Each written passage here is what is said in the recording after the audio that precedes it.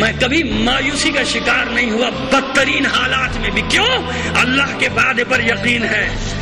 اپنا کام کرتے چلے جاؤ, اللہ کی نصرت ضرور آئے گی, اللہ کی مدد ضرور آئے گی. حادثات سے گھبرانا نہیں, سانحات سے گھبرانا نہیں.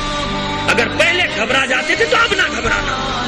سوچ لو, ذہن بنا لو کہ کیا ہو سکتا ہے. جب بدترین صورتحال کے لیے اپنے آپ کو تیار رکھو گے تو ہر صورتحال کو مقابلہ کرنے اور ہر سازش کو ناکام بنانے پر قادر ہو جاؤ گے.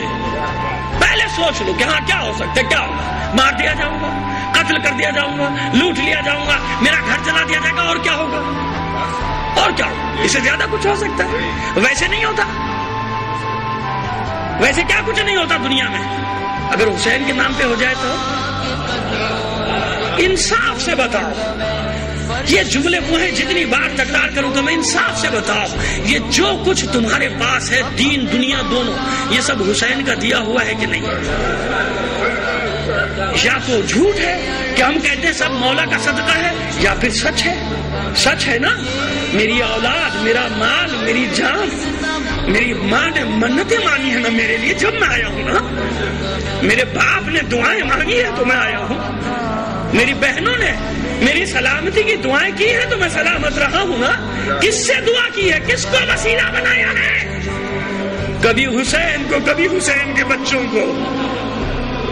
کبھی اپنے جوانوں کی سلامتی چاہیے ہے تو عباس کو وسیلہ بنایا ہے نا. اپنے بچوں کو صدقہ کی شبیہ بنایا ہے نا. کوئی بچہ علی اصغر کا صدقہ جس مومن کی ماں سے پوچھو گے تو وہ یہی کہے گی یہ میرا بچہ علی اصغر کا صدقہ ہے, یا کسی کے لیے کہے گی علی اکبر کا صدقہ ہے, یا کسی کے لیے کہے گی سکینہ کا صدقہ ہے, یا کوئی عباس کا صدقہ ہے. تو یہ سچ ہے نا, اس میں کوئی جھوٹ تو نہیں, اس میں کوئی ریاکاری تو نہیں. تو جب سب کچھ حسین کا ہے, اب اگر حسین کہے کہ لاؤ مجھے دو,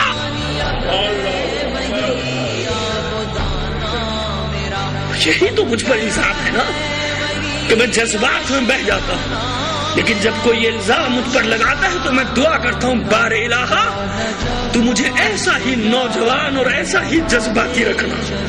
مجھے وہ بڑھاپا نہیں چاہیے جو مصلحتوں کا شکار ہو کر دین کا سودا کرنے لگے.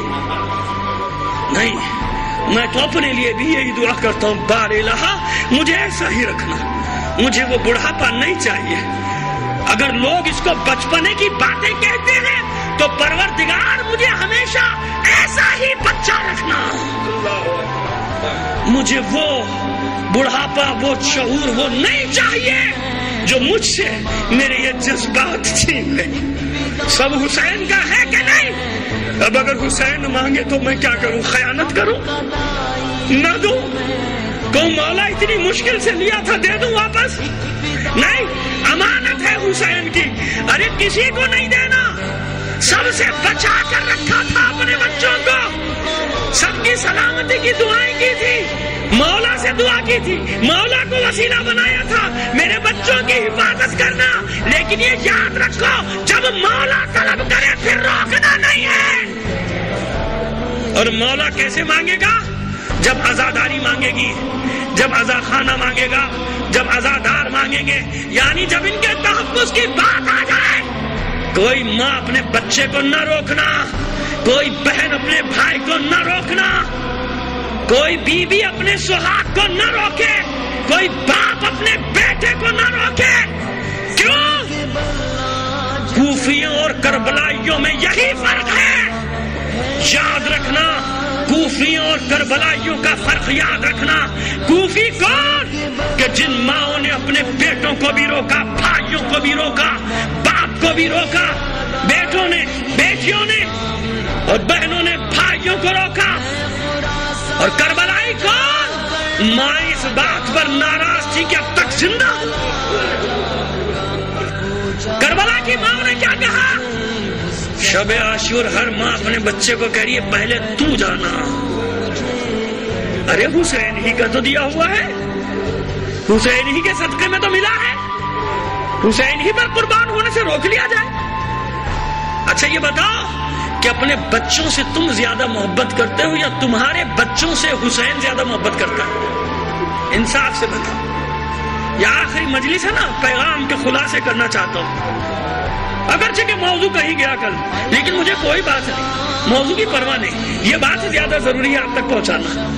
یہ بتاؤ کہ اپنے بچوں سے تم زیادہ محبت کرتے ہو یا حسین تمہارے بچوں سے زیادہ محبت کرتا ہے؟ کون؟ حسین.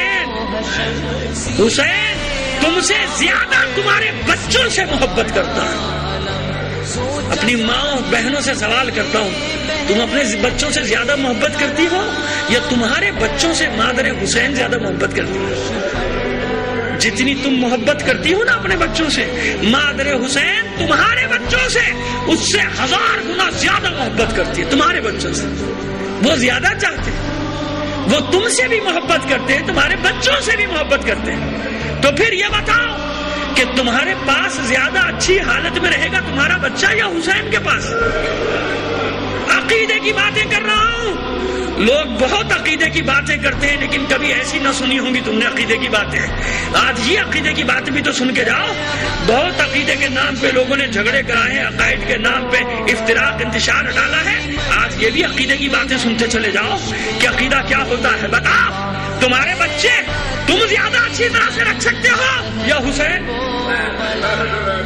تمہارے پاس اے ماؤں بہنوں تم زیادہ اچھی طرح لاڈ پیار کر سکتی ہو اپنے بچے کا یا مادر حسین؟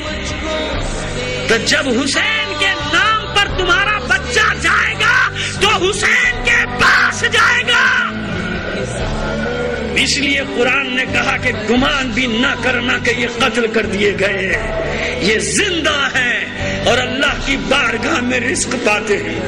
ہمارے سینے چھلنی ضرور ہیں اپنے عزیزوں کے بچھڑ جانے پر، ہمارے ہزاروں شہید قیمتی شہیدوں کے بچھڑ جانے پر ہمارے سینے غم سے بگار ضرور ہیں، لیکن یہ یقین ہے کہ حسین کی بارگاہ میں ہے، شہدائے کربلا کے ساتھ رزق پاتے ہیں، ان کی محفل میں ہے، ان کے ساتھ ہیں.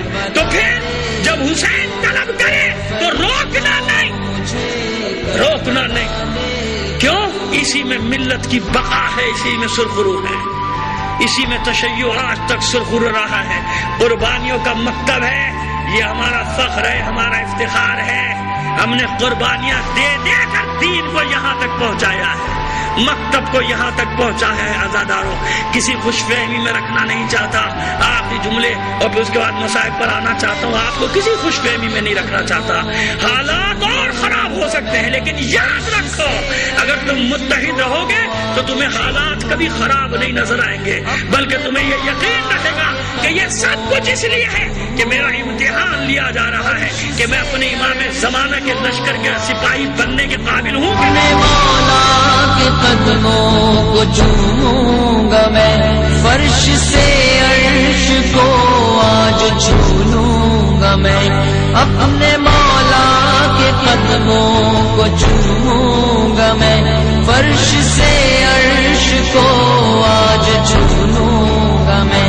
یہ وعدہ تو ہرگز نہ بھولوں گا میں، بھولوں گا میں.